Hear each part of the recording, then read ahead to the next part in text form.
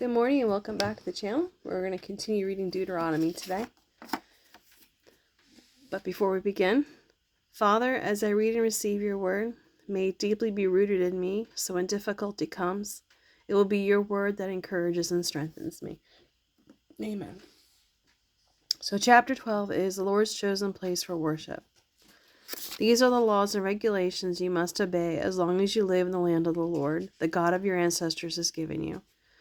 When you drive out the nations that live there, you must destroy all the places where they worship their gods. High on the mountains, up on the hills, and under every green tree. Break down their altars and smash up on the hills and under every green tree. Break down their altars and smash their sacred pillars. Burn their Asherah poles and cut down their carved idols. Erase the names of their gods from those places. Do not worship the Lord your God in a way these pagan people worship their gods. Rather, you must seek the Lord your God at the place he himself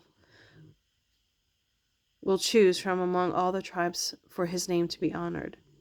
There you will bring to the Lord your burnt offerings, your sacrifices, your tithes, your special gifts, your offerings to fulfill a vow, your free will offerings, and your offerings of the firstborn animals of your flocks and herds. There you and your families will feast in the presence of the Lord your God, and you will rejoice in all you have accomplished because the Lord your God has blessed you. Today you are doing whatever you please, but this is not how it will be when you arrive in the place of rest the Lord your God has given you. You will soon cross the Jordan River and live in the land the Lord your God has given you as a special possession. When he gives you rest and security from all your enemies, you must bring everything I command you, your burnt offerings, your sacrifices, your tithes, your special gifts, and your offerings to fulfill a vow, to the place the Lord your God will choose for his name to be honored.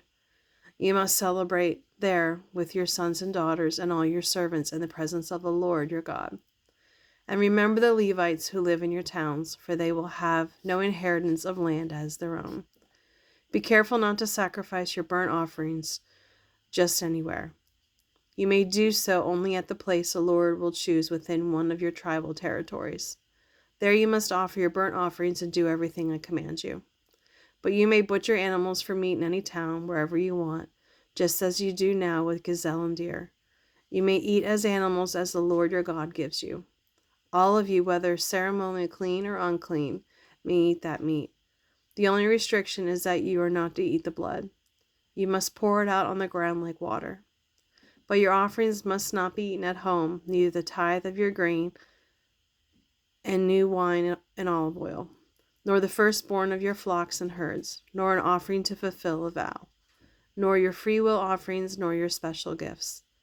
You must eat those in the presence of the Lord your God at the place he will choose. Eat them there with your children, your servants, and the Levites who live in your towns, celebrating the presence of the Lord your God in all you do. Be very careful never to forget the Levites as long as you live in your land.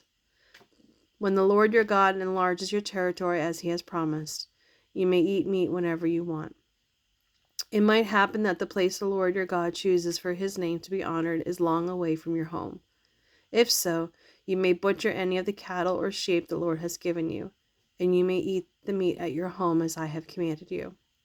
Anyone, whether ceremonially clean or unclean, may eat that meat, just as you do now with gazelle and deer. The only restriction is never to eat the blood, for the blood is the life, and you must not eat the life with the meat. Instead, pour out the blood on the ground like water.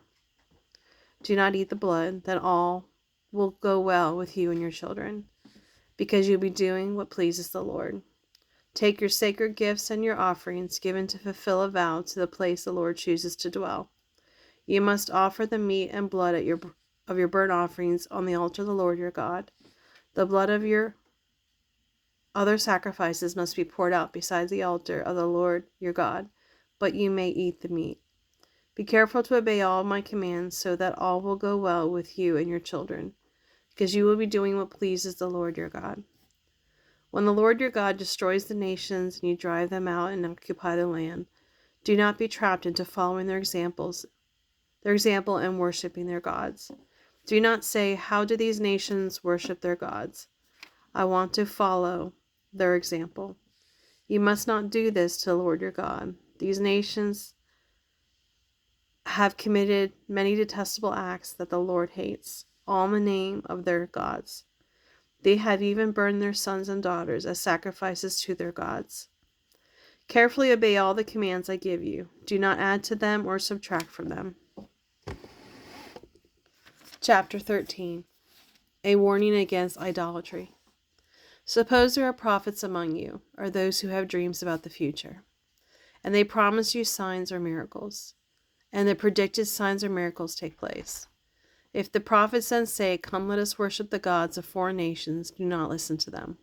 The Lord your God is testing you to see if you love him with all your heart and soul. Serve only the Lord your God and fear him alone. Obey his commands, listen to his voice, and cling to him. The false prophets or dreamers who try to lead you astray must be put to death, for they encourage rebellion against the Lord your God, who brought you out of slavery in the land of Egypt. Since they try to keep you from following the Lord your God, you must execute them to remove the evil from among you. Suppose your brother, son, daughter, beloved wife, or closest friend comes to you secretly and says, let us go worship other gods, gods that neither you nor your ancestors have known. They might suggest that you worship the gods of people who live nearby or who come from the ends of the earth. If they do this, do not give in or listen and have no pity. Do not spare or protect them. You must put them to death. You must be the one to initiate the execution, then all the people must join in.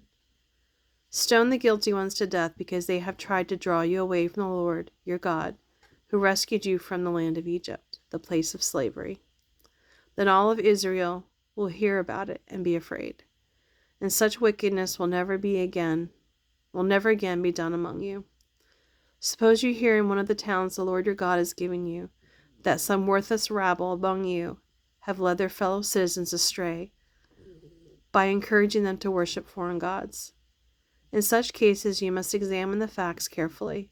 If you find it is true and can prove that such a detestable act has occurred among you, you must attack that town and completely destroy all its inhabitants, as well as all the livestock.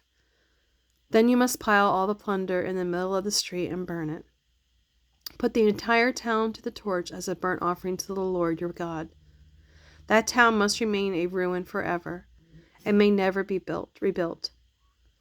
Keep none of the plunder that has been set apart for your destruction. Then the Lord will turn from his fierce anger and be merciful to you. He will have compassion on you and make you a great nation, just as he solemnly promised your ancestors. The Lord your God will be merciful only if you obey him and keep all the commands I'm giving you today, doing what is pleasing to him. Well, thank you for joining me today. I greatly appreciate it. We'll continue with Deuteronomy tomorrow. Hope you have a great day and a blessed day, and stay safe. Bye.